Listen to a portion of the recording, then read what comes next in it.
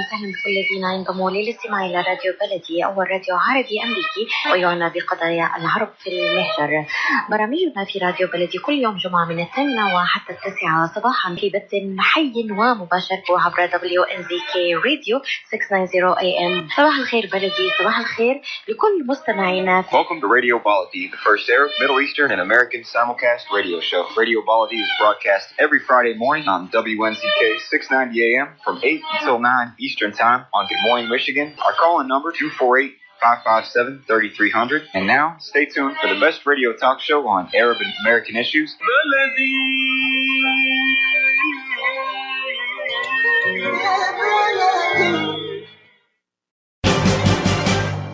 I am Atef Abdel Gawad. Join me the first Friday of each month at 8 a.m. Eastern Time.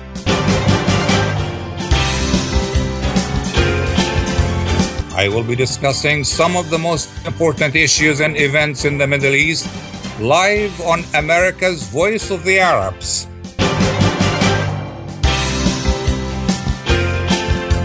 WNZK 690 AM and WDMV 700 AM.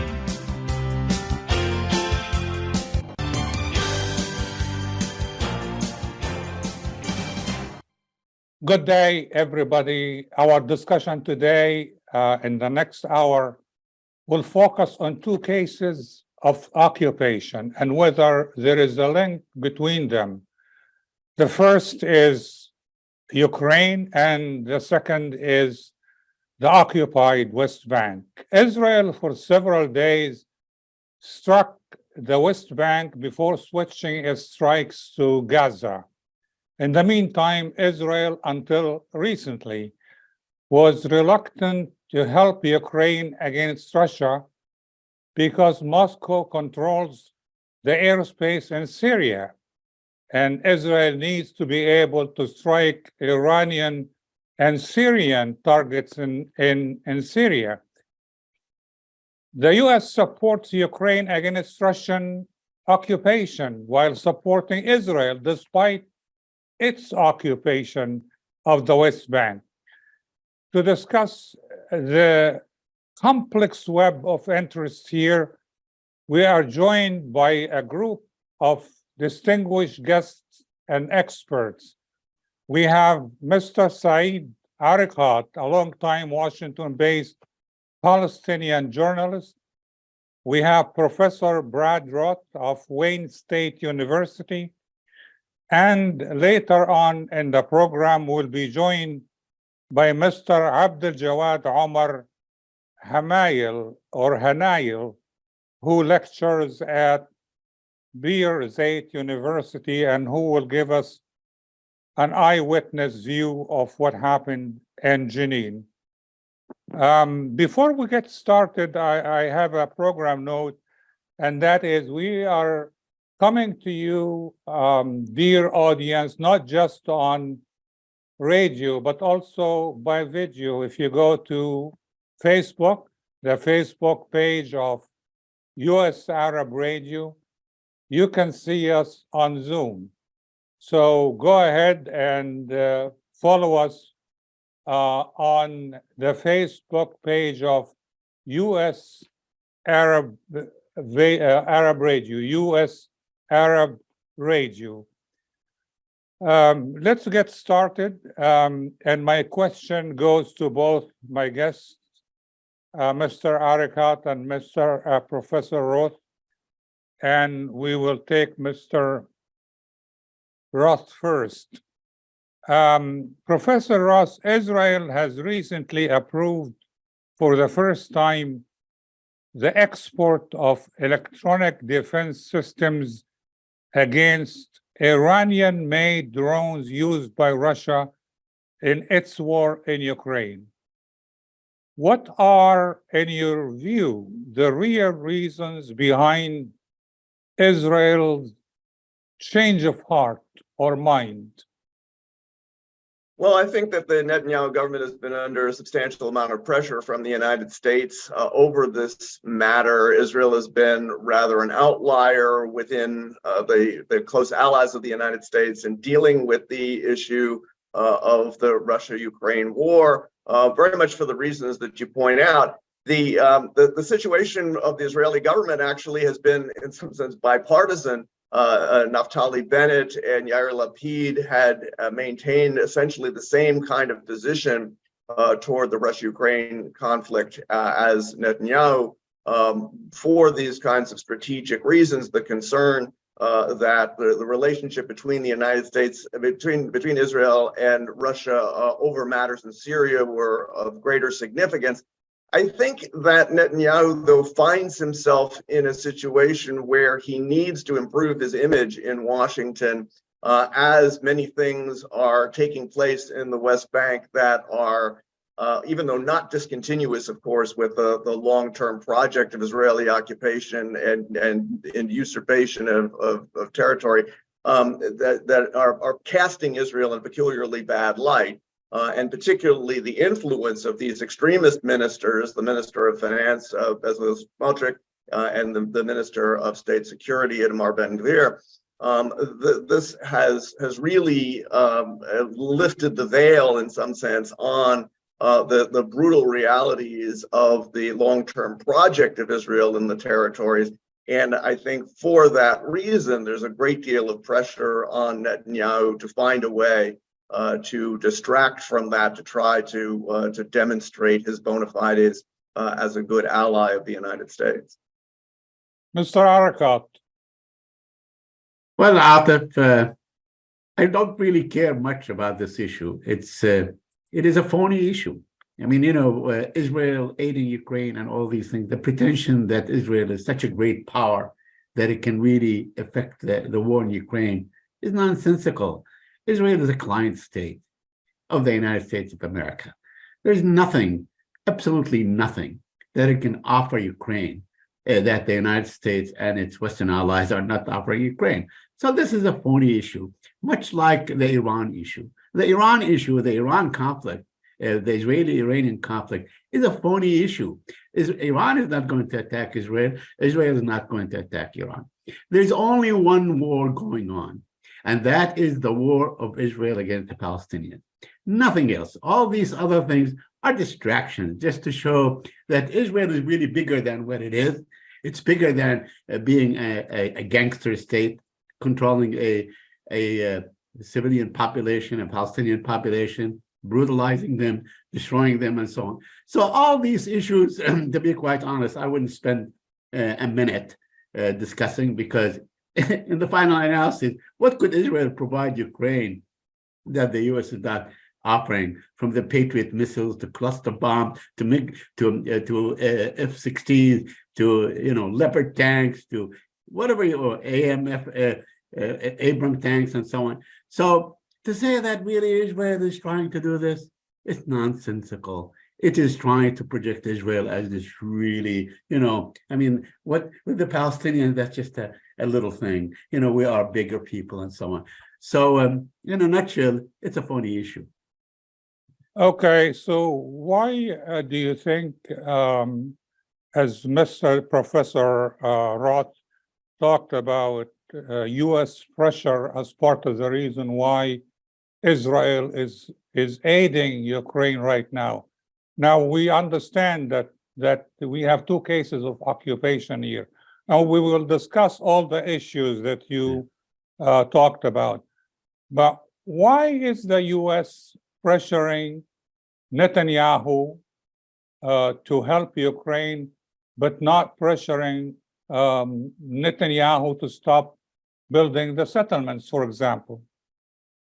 Once again, Atef, I don't think that the United States of America is really pressuring Netanyahu to aid Ukraine. It's nonsense. It is all PR. It's nothing. Why would it pressure it?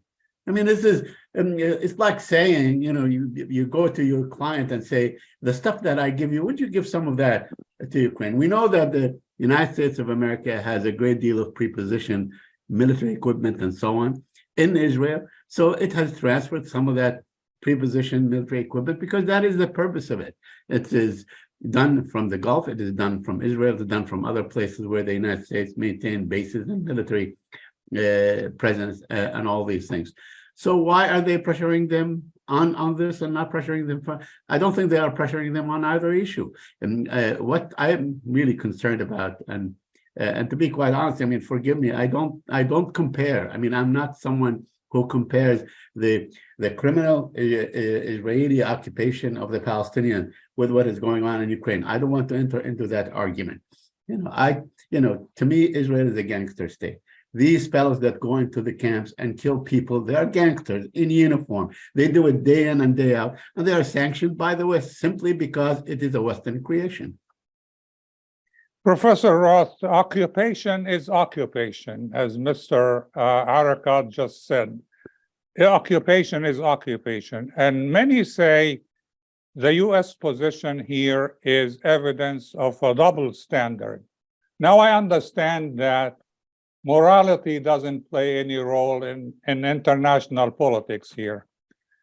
So, but we have a clear evidence of a double standard in what the U.S. is doing in the case of Ukraine as compared to the case of the occupied West Bank. Any comment? Well, I think that the situations are fundamentally different, and one obviously has been going on for a very long time and is consistent with a certain general mindset in Washington about the relationship between Israelis and the Palestinians. And so this is simply the perpetuation of those kinds of policies, and kind of a logical conclusion in some ways to them, what's been going on more recently. I think that it's not particularly interesting in some ways to compare the cases, if only because the issues relating to Ukraine have to do with a kind of change in the status quo that's unfamiliar and unwelcome to the United States, whereas what's going on in the territories is a perpetuation of the status quo and a deepening of it. There's no question in terms of the hypocrisy with respect to international law, but then the United States also, in demonstrating that it's willing to provide cluster munitions to Ukraine, is also willing to sort of demonstrate a lack of regard for certain fundamental principles in international law, even on that front. So it's sort of pick your poison depending upon what you want to focus on here. But I think it's important to just keep in mind the long-term trends of all of this, and not to get distracted in some sense by momentary shifts in the situation when the long-term trajectory is really very clear. Mr. Arikat, so why the double standard? I know this is a redundant question by now, because ever since 1948, and we have been asking that question. Why the double standard?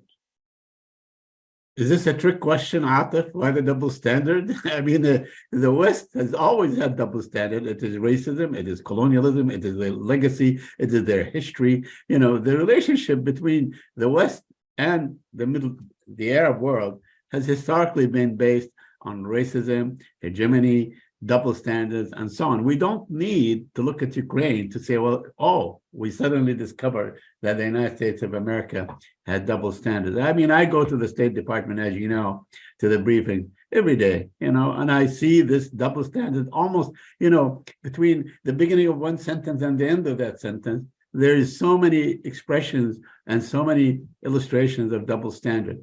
The West has created the State of Israel.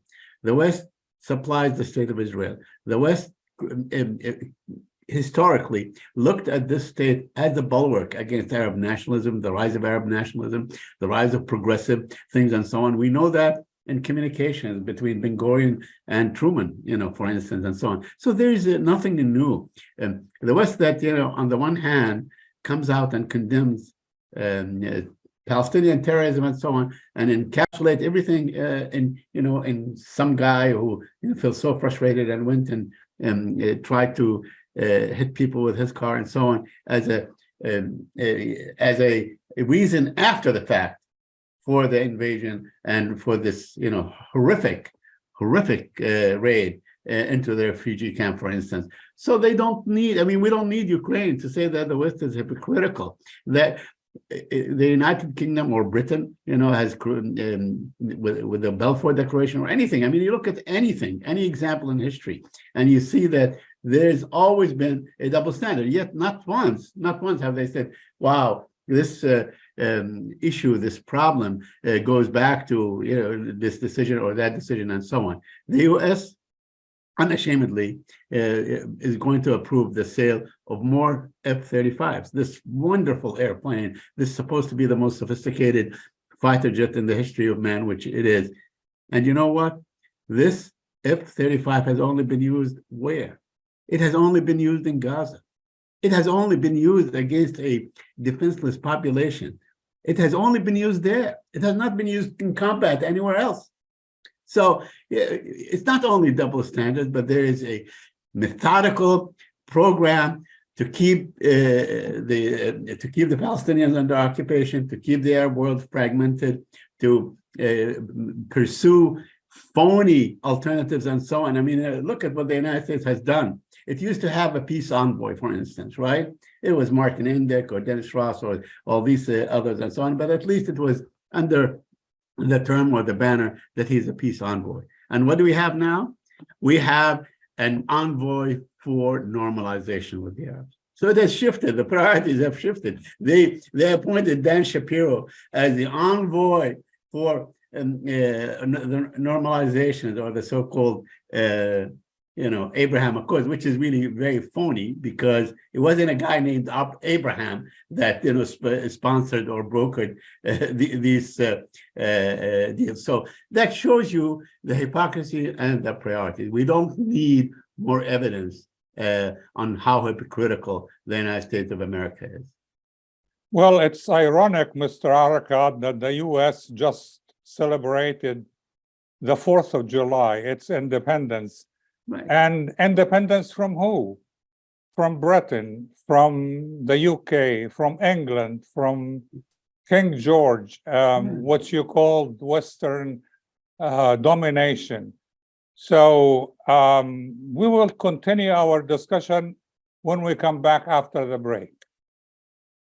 Were you recently at the emergency room, urgent care, or at your doctor's office being told you need a hand, wrist, or elbow specialist? At the Katranji Hand Center, we offer the latest techniques in hand, wrist, and elbow care. From sports injuries to work injuries to everyday hand, wrist, and elbow problems, the specialists at Katranji Hand Center are here to get you back on track. Call us in Troy today at 248-869-4263 or visit us at katranjihandcenter.com to schedule your appointment today. Clap your hands. If you're happy and you know it and you really want. 5-year-old Lila and her mom are on their way home from Grandma's, singing Lila's favorite song. A few blocks away, 25-year-old Dylan is visiting friends at a small party. He finishes off his last beer, Later, skater. gets in his truck, and starts for home. Mom and Lila turn onto Maple Street. So does Dylan. Show it if you really want to show it. If you're happy and you know it, shout hooray. Hooray!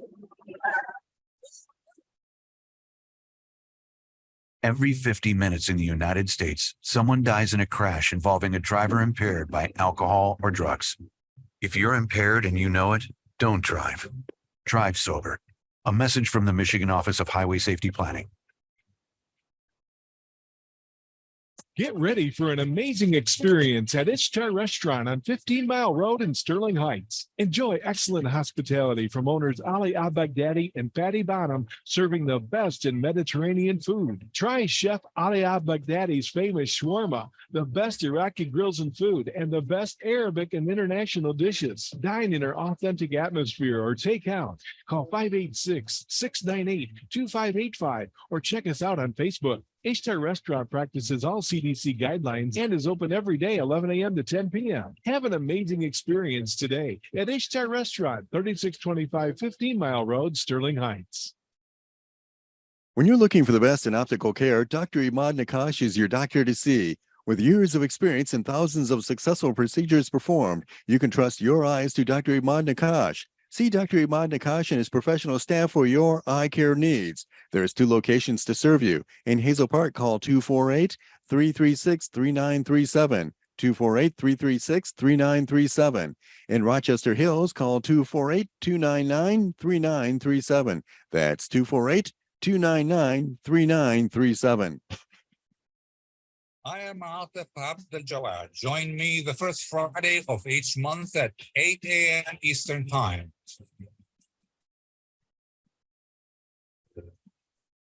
I will be discussing some of the most important issues and events in the Middle East live on America's Voice of the Arabs.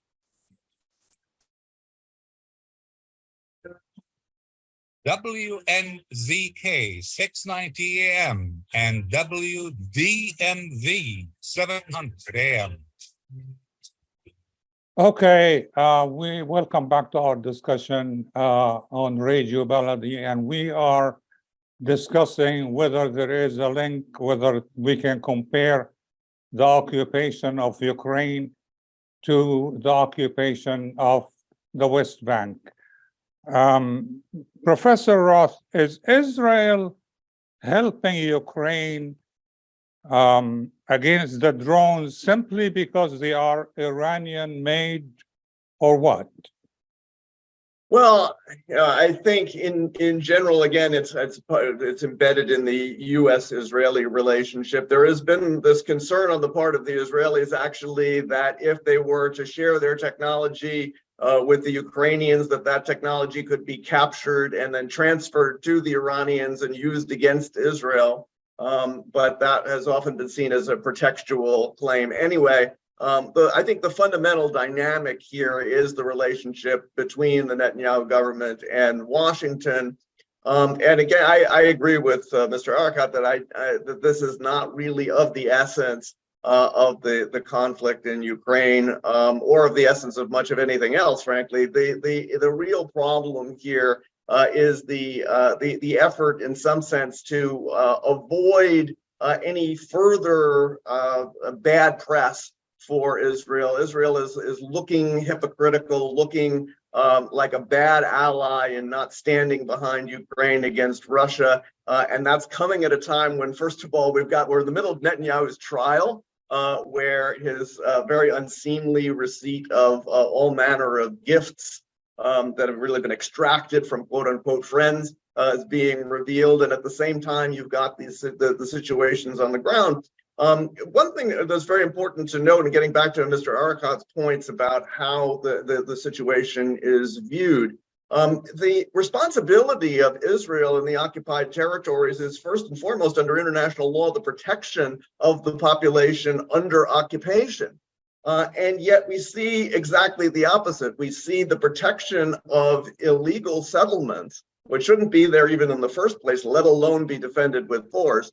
That being considered to be the legitimate priority, even from the standpoint of Washington.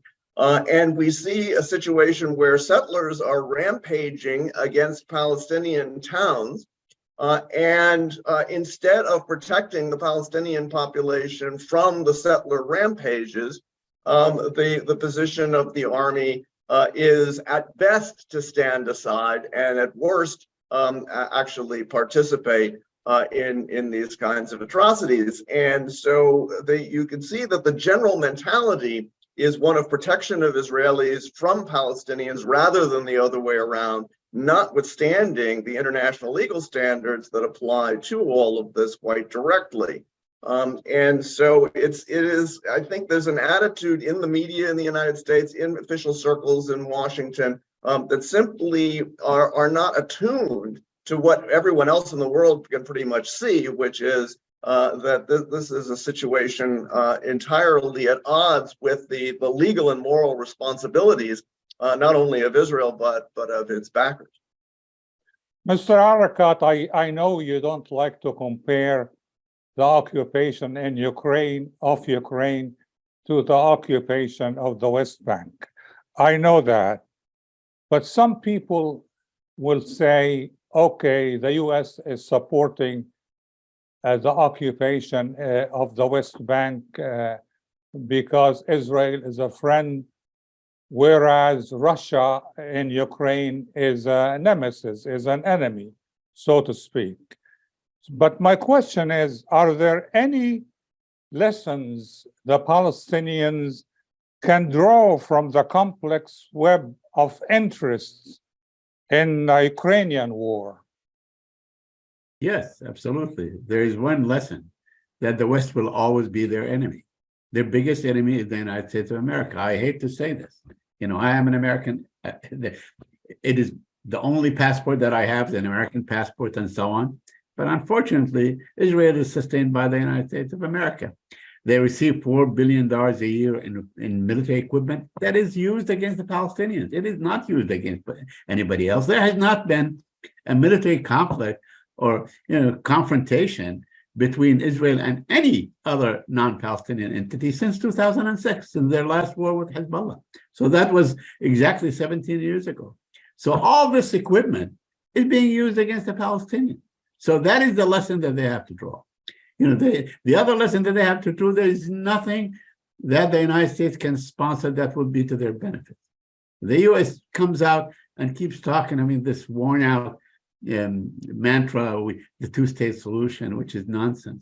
And by the way, I just want to correct you. Israel does not only occupy the West Bank, it occupies the whole of Palestine, it occupies Gaza and so on. So it's wrong to keep saying that they occupy the West Bank.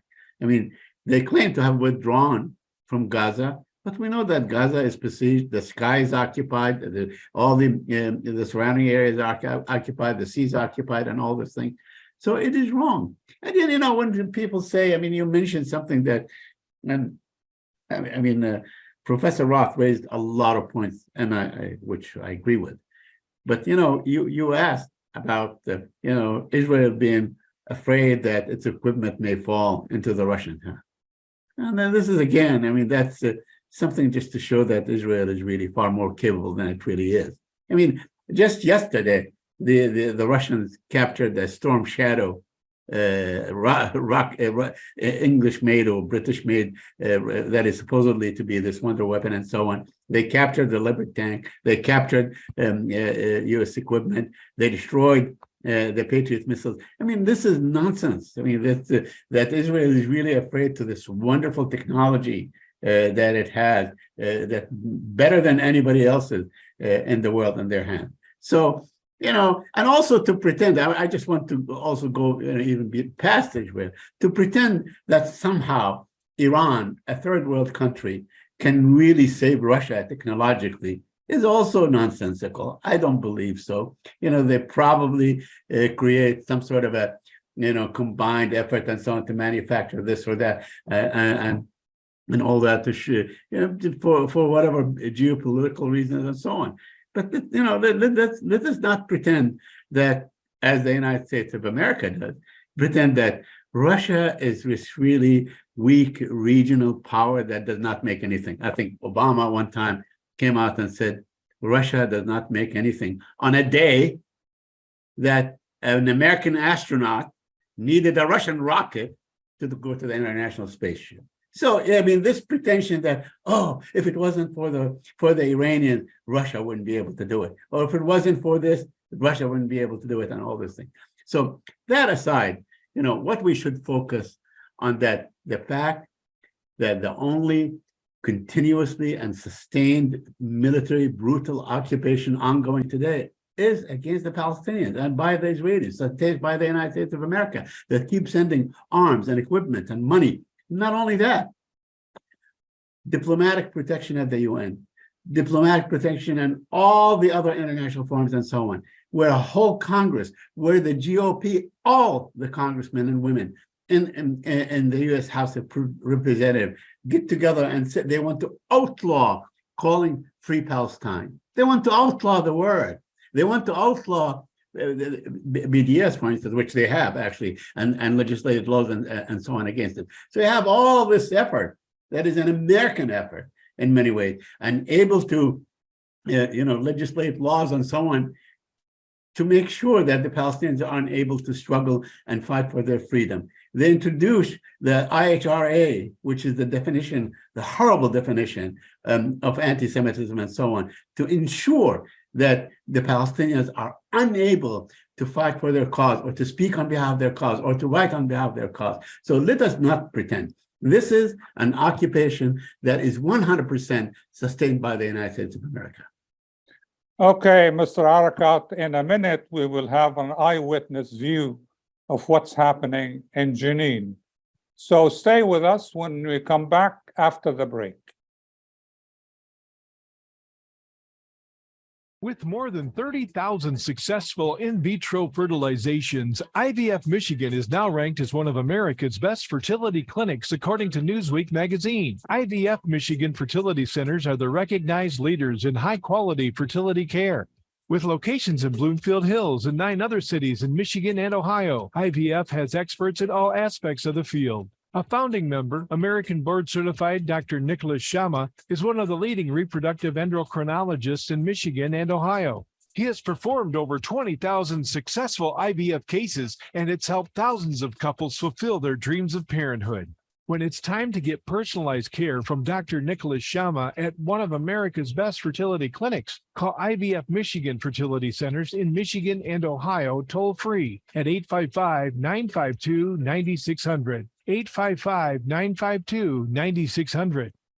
What's my ETA? Your estimated time of arrival is 9:17. I'm late. I'll have to punch it. Speeding will save you just 1 minute and 36 seconds. It will also increase your risk of a crash, as well as the odds that you will be stopped and issued an expensive speeding ticket. Yeah, but... In 1 year, there were 22,000 speeding-related crashes in Michigan, resulting in 200 deaths. If I had someone in the car with me, I'd drive slower. But it's just me. This is not a logical response. Though you have no passenger, surrounding cars contain 27 others, including 5 children and 1 Labrador Retriever. How do you know all this stuff? I know everything, Kevin. Your risk of a crash increases with every mile you drive over the speed limit. So slow down. Speed enforcement is happening now. A message from the Michigan Office of Highway Safety Planning. Kashat's Mediterranean Market in Shish Kebab offers a great array of your favorite Mediterranean meals. Meals range from lamb specialties, shawarma sandwiches, and seafood dinners. Plus, they offer big trays of your favorite food and so much more. Kashat's Mediterranean Market in Shish Kebab is located at 32839 Northwestern Highway in Farmington Hills and is open from 9 a.m. to 9 p.m. So stop in or call Kashat's today at 248-538-9552. That number again, 248-538-9552. Kashat's Mediterranean Market in Shish Kebab will definitely leave you satisfied. I am Atef Abdel Gawad. Join me the first Friday of each month at 8 a.m. Eastern Time.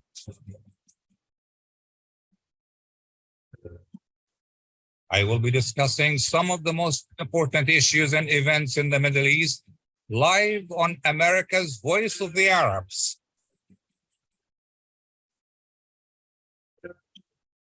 WNZK 690 AM and WDMV 700 AM.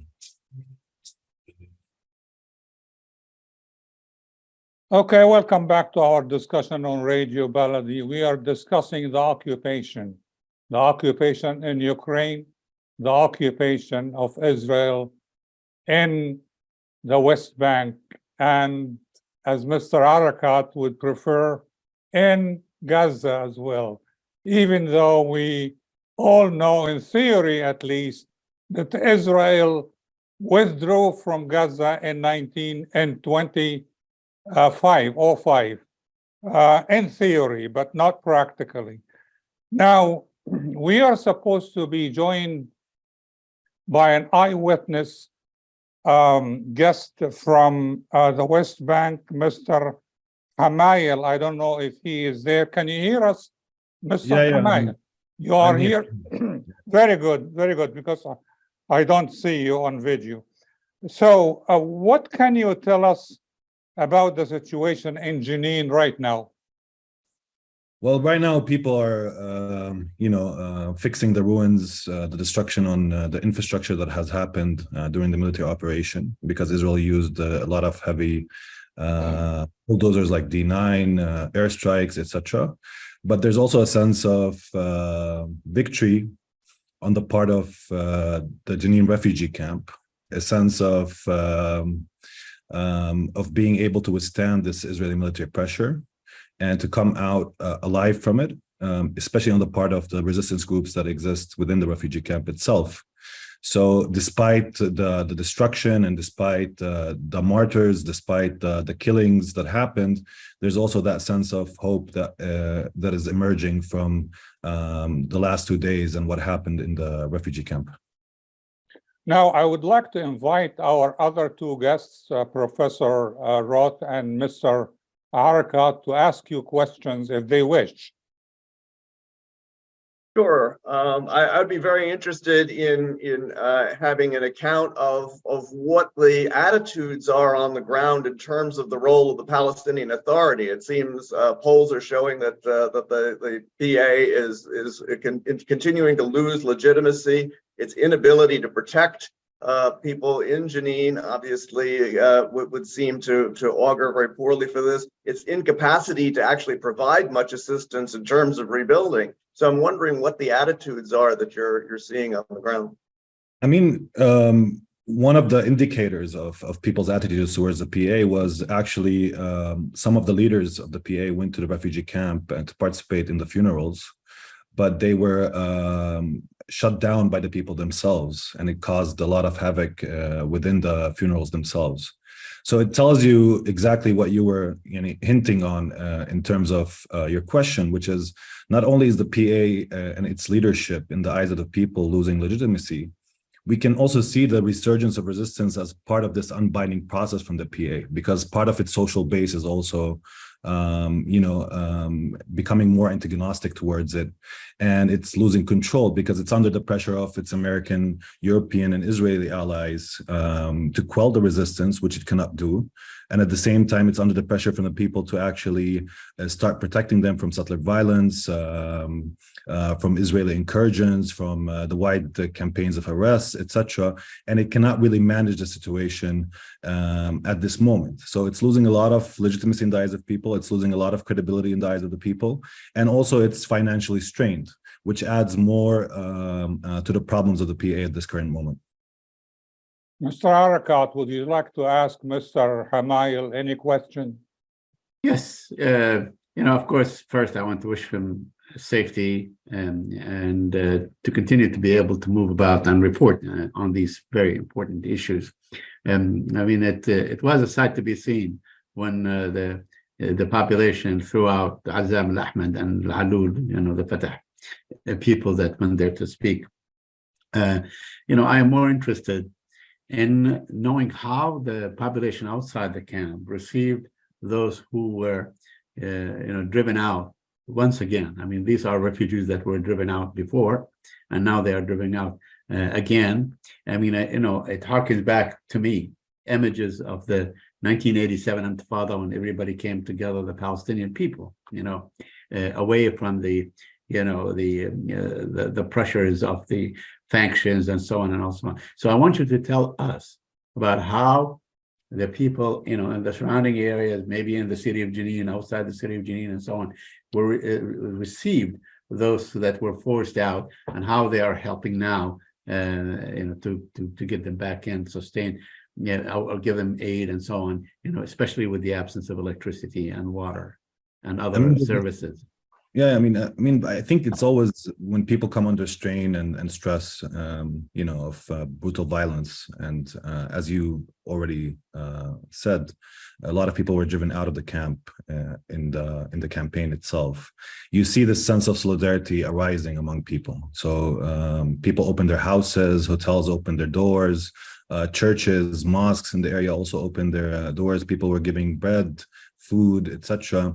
So there's a wide social embracing of the people leaving the camp, and there was that policy of nobody should be sleeping on the street after they left the camp, and actually worked out. And I think part of what happened in Jenin is kind of trickling to the rest of the West Bank. People are finding again this sense of social solidarity, this sense of the power of becoming one that is emerging out of this battle, and that's why a lot of people are seeing it as somewhat a relative victory on the part of the Palestinians.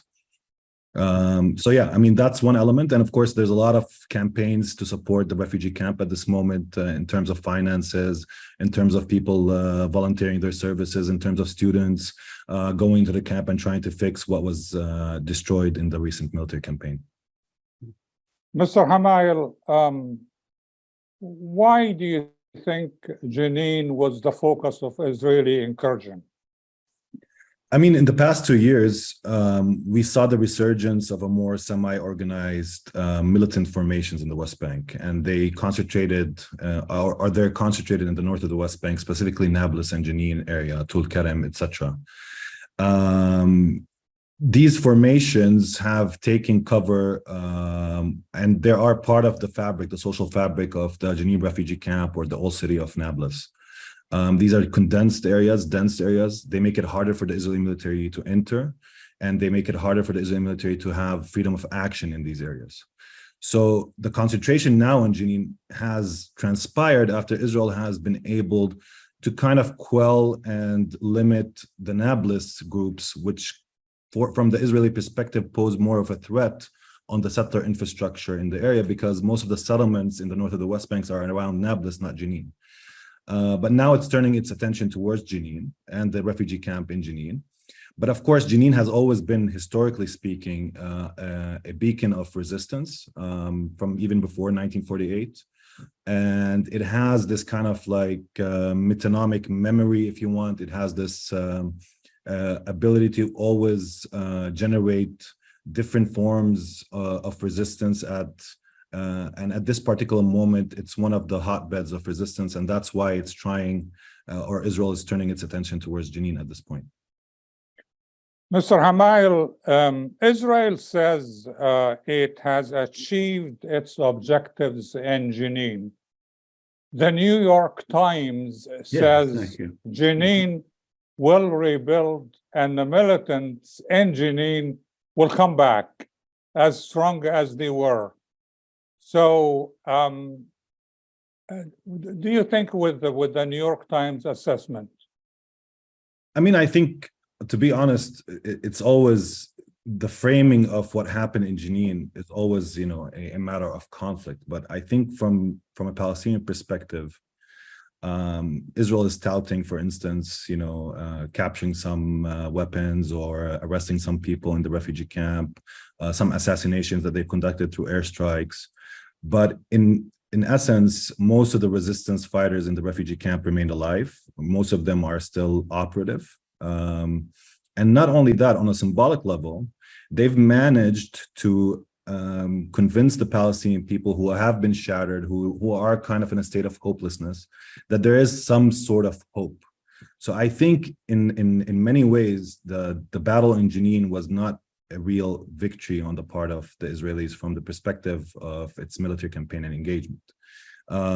It can tout some very minute tactical successes, but in essence, it's still, in terms of how the Palestinian people perceive this battle, beyond the destruction, beyond the deaths, beyond the killing, beyond also, the forcing of people out of the refugee camp, I think most Palestinians have seen it as a beacon of light, and it's turning people towards more resistance, specifically in the light of increasing intensification of Israeli violence, but also settler violence in various villages in the recent months. So I think in terms of the New York Times assessment, I think it's more accurate in terms of seeing it as something that that is not a total success for the Israelis, at least. Okay, Mr. Arikat, would you? I see that you probably had a question you wanted to ask Mr. Hamayel. Another question? Well, I have a comment and perhaps a question. I mean, I'm glad you mentioned the article by Isabel Krishner, the New York Times correspondent, and in fact, she does give a very sober kind of assessment of what happened in Jenin. But I don't know how the Israelis measure success or measure victory and all these things. I saw this bizarre, pathetic looking, like some sort of a flea market. They have some backpacks and some helmets and some old clothes and children's clothes, and saying, look at our spoils. We have gotten all this from the enemy and all that stuff.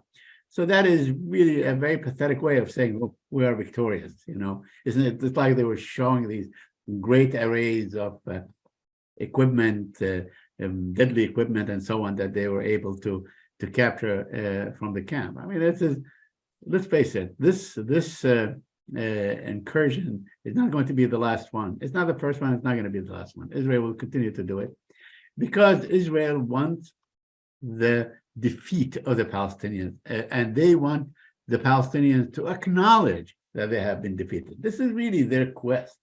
The quest has all along been, and if you listen like I do, I follow all the Zionist lobby groups, whether it's AIPAC or the Foundation of the Defense of Democracies or American Jewish Committee and so on. They have these hearings on Capitol Hill and other places, and what they want, God, why wouldn't the Palestinians, after 75 years of us hammering them, stealing their land, doing this thing, they don't admit defeat. So this struggle, it's not a victory for the Palestinians, but it is a statement that this issue is not going away. They're not going anywhere. They're not going anywhere. And, I want to just go back to Mr. Hamayel, because he raised a very important point of what I understood from what he was saying, that you have now all this resistance group and so on, actually working independently of any other Palestinian group. And, least of all, I think, is the Palestinian Authority. Now, I know I'm not so sure you were born back in 1987, but I don't think so. But when the father happened, people were able to really do things outside the dictates of the factions and the PLO and all these things. So tell us about the potentiality of that. Not only in terms of armed resistance, but also other forms of resistance. Because the Palestinians have always surprised us by being creative and resisting. There's a lot of potentiality in how people forge new forms and modes of resistance, if you want to call it like that. So it's kind of difficult at this moment to really assess what forms can emerge beyond the current militancy that is happening in the north of the West Bank, and some form of individual attacks that happen by the motivation of individuals. The most important element of why is that because in Palestine today, there's still a lot of internal antagonisms. It's true that there is this emergent form, but that doesn't mean that there's no internal antagonisms at the heart of the social body, the Palestinian social body, between being, stretched into PA ideology of let's remain silent, let's not do anything active or proactive, let's sustain the kind of economic stability that exists, between quotes. Of course, it's not really true economic development or economic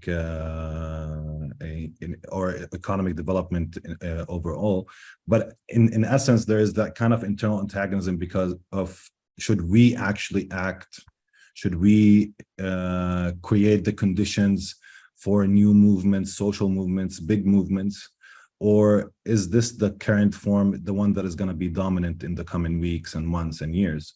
I'm not sure, but I do think that one of the elements that I was speaking to earlier is that the Jenin refugee camp is convincing people to move towards that direction. And I think as they move towards that direction, we'll see new emergent forms happen in terms of how people will resist, popular resistance, boycotts, non-cooperation, even with non-cooperation strategies and other elements that could become more predominant and that could enable more social participation from the rest of the population. Mr. Hamayel, can you stay with us for 10 more minutes? We have to take a commercial break. We'll come back. Sure. Life for Relief and Development has now been rated as one of the best charities for humanitarian aid. Life's humanitarian projects span the globe, and Life is celebrating its 30th anniversary of providing essential life-saving aid to people and communities in 36 countries, regardless of race, color, religion, or cultural background. Where there is life, there is hope. And when disaster occurs here or around the world, including being one of the first responders to the Turkey-Syria earthquake crisis, Life for Relief and Development rushes in to provide food, medical aid, and shelter to those in need. We are looking to help the earthquake victims, and we take 0% overhead on emergency donations. So please help improve these efforts. Learn more about our involvement to help the helpless and bring hope where it's needed most. And make your tax-deductible donation to Life for Relief and Development now at lifeusa.org or call 248-424-7493. That's 248-424-7493. Are you going to start a restaurant or a grocery store soon? Do you need floor plans and designs? Call Naji Abood at 734-744-9796. Do you want to buy kitchen and restaurant equipment at discount prices? Call Naji Abood now, 734-744-9796. New Concept Products and Design, the trademark of kitchen equipment. 5% discount on all purchases of $75,000 or more. New Concept Products and Design, new location, 31185 Schoolcraft in Livonia. Learn more at www.newconceptproducts.com. Call Naji Abood, 734-744-9796. At Top Rehab Physical Therapy Clinic in Dearborn, we provide effective physical therapy sessions in order to limit pain and discomfort. Top Rehab provides physical therapy care for any diagnosis prescribed by a physician, and we regularly see and treat conditions such as stroke, TMJ, fibromyalgia, sciatica, joint pain, and more. We use a variety of pain management methods, including modalities, soft tissue mobilization, and therapeutic exercise. If you're in need of physical rehabilitation or physical therapy, get the highest quality health care at Top Rehab. Most insurance is accepted, and we're open Monday, Wednesday, and Friday 8 to 6, Tuesday and Thursday 8 to 5, and Saturday 10 till 2. Call for an appointment today at 313-846-0555. That's 313-846-0555. Choose Top Rehab Physical Therapy Clinic on Michigan Avenue in Dearborn. Life's too short to be in pain. I am Atef Abdel Gawad. Join me the first Friday of each month at 8 a.m. Eastern Time. I will be discussing some of the most important issues and events in the Middle East live on America's Voice of the Arabs, WNZK 690 AM and WDMV 700 AM. Okay, welcome back to our discussion on Radio Baladi. We are talking about the situation in Jenin, the occupied West Bank of Palestine.